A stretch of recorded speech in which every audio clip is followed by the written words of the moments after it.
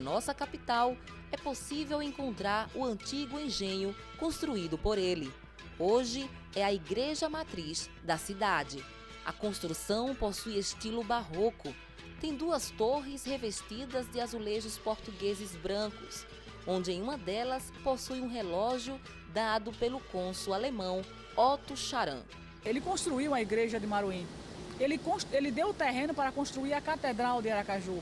Ele construiu casas justamente para ajudar a povoar Aracaju, a urbanizar Aracaju. Então, há registro, há documentos que falam que ele começava a construir casas e vendia as pessoas de uma maneira como a pessoa pudesse pagar. Então, esse homem sonhou, ele vislumbrou uma capital bonita, ele sonhou, ele não foi só assinar um ato, ele foi muito responsável em querer trazer para Aracaju a população, mesmo enfrentando as doenças, mesmo enfrentando a endemia.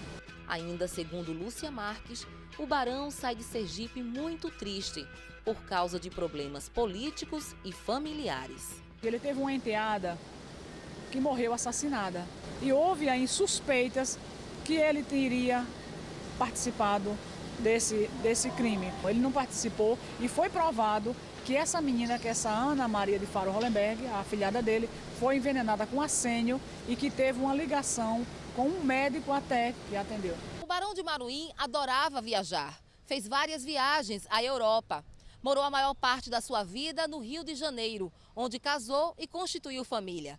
No dia do seu falecimento, a imprensa carioca noticiou que, mesmo sem formação acadêmica, o barão de Maruim deixou na sua vida qualidades de inteligência e honestidade. Ele vai morar em Petrópolis, ele faleceu em Petrópolis, ele não volta mais para Maruim, ele morre em 1890, ele nasce em 1809 no Rio de Janeiro e ele foi sepultado lá no cemitério São Francisco de Paula. Em 1937, quando a paróquia de Maruim faz 100 anos, como se a cidade, como se o Estado quisesse pagar, devolver esse tributo ao barão de Maruim, o governo Euronildo de Carvalho patrocina o translado dos restos mortais e trazem os ossos e uma festa muito bonita. O centenário da paróquia foi uma coisa assim que marcou a população de Maruim, de Sergipe, e ele vem, aí o Estado financiou o translado dos seus restos mortais e hoje ele se encontra lá na sacristia da Igreja Matriz do Senhor dos Passos, de Maruim. Espero que você tenha gostado de conhecer a história do Barão de Maruim. O prazer em conhecer fica por aqui e te espera no próximo encontro. Até lá!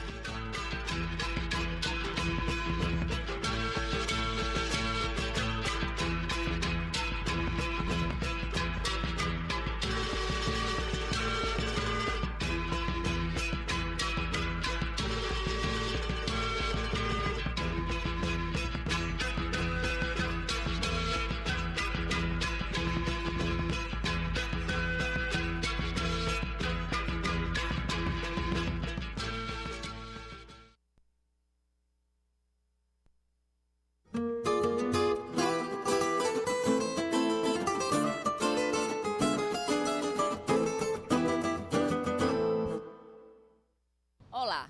Sabe a praça que fica em frente à Ponte do Imperador, ao lado da Assembleia Legislativa de Sergipe e de outros prédios históricos da nossa capital? Eu estou nela agora. Ela leva o nome de um dos mais admiráveis sergipanos, o político revolucionário Fausto Cardoso, um homem que tem uma história belíssima, formada de muita inteligência e luta.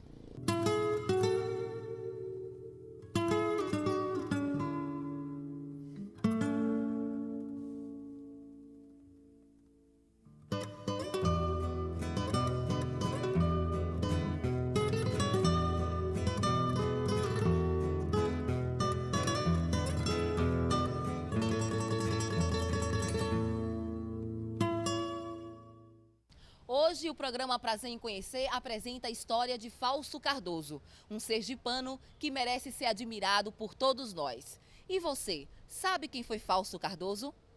Fausto Cardoso foi um político sergipano. Quem foi Fausto eu não sei, só a imagem dele aí. Não, é uma pena, eu sou daqui, mas não sei. Um dos maiores tribunos deste estado na Câmara Federal. Foi um dos membros da história de Sergipe, né? Fausto de Aguiar Cardoso nasceu em 22 de dezembro de 1864, no engenho São Félix, município de Divina Pastora. Ele estudou em Maruim, Capela, Aracaju e no Colégio 7 de Setembro, na Bahia, onde concluiu o curso secundário. Logo depois, ingressou na Faculdade de Direito do Recife, onde recebeu grau em Ciências Jurídicas e Sociais. Fausto Cardoso sempre se destacou pela sua possante inteligência. A época da faculdade já se mostrava diferente dos seus colegas por ser brilhante em diversas áreas, a exemplo da oratória e do carisma que tinha com o público. Tobias Barreto, que foi seu professor e logo depois mentor, não poupava elogios. Fausto começou realmente a aparecer quando sua relação com a imprensa ficou estreita. Aos 19 anos, ele já era editor do jornal Saara, na capital pernambucana. Naquele tempo, já tomava partido das disputas intelectuais que mobilizavam a juventude brasileira. Muito bom escritor, sempre colaborou com grandes jornais de Aracaju e Rio de Janeiro. Tudo começa, a relação entre Fausto Cardoso e os intelectuais da sua época, a partir do curso de Direito em Recife. Quando Fausto Cardoso foi estudar lá, conta-se que, ao encontrar Tobias Barreto, ele teria primeiro aparecido com o terno vestido pelo avesso, uma forma de chamar a atenção. E segundo, que ele teria se encontrado com Tobias Barreto e teria dito: olhe bem para mim, senhor doutor, eu também sou sergipano. Então, daí começa, né, esse encontro entre duas grandes figuras, o mestre Tobias Barreto e um discípulo que foi tão famoso e tão importante como Fausto Cardoso. Destituído do cargo de promotor de Laranjeiras, Fausto foi morar no Rio de Janeiro.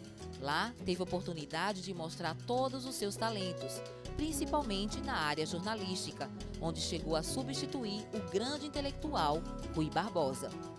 O jornal tomou posição contra as faculdades de ensino livre e ele era partidário dessas faculdades. Então, o que é que aconteceu? Ele fez um editorial defendendo o ensino livre e levou para o jornal publicar, quando ele substituía Rui Barbosa, no impedimento de Rui Barbosa como editorialista. O jornal se recusou a publicar aquele editorial porque era contrário à linha que o jornal vinha adotando.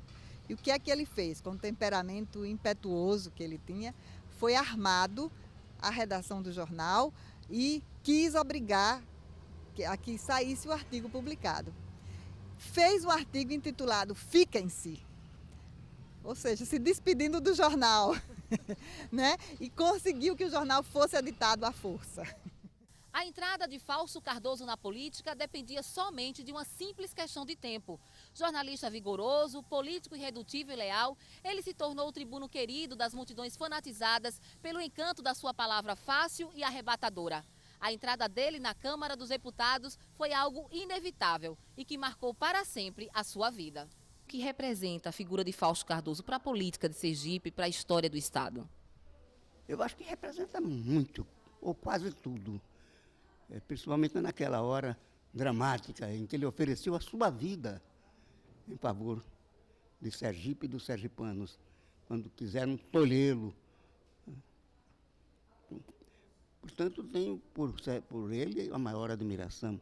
Como tenho, acho que Fausto Cardoso foi, sem dúvida e sem favor,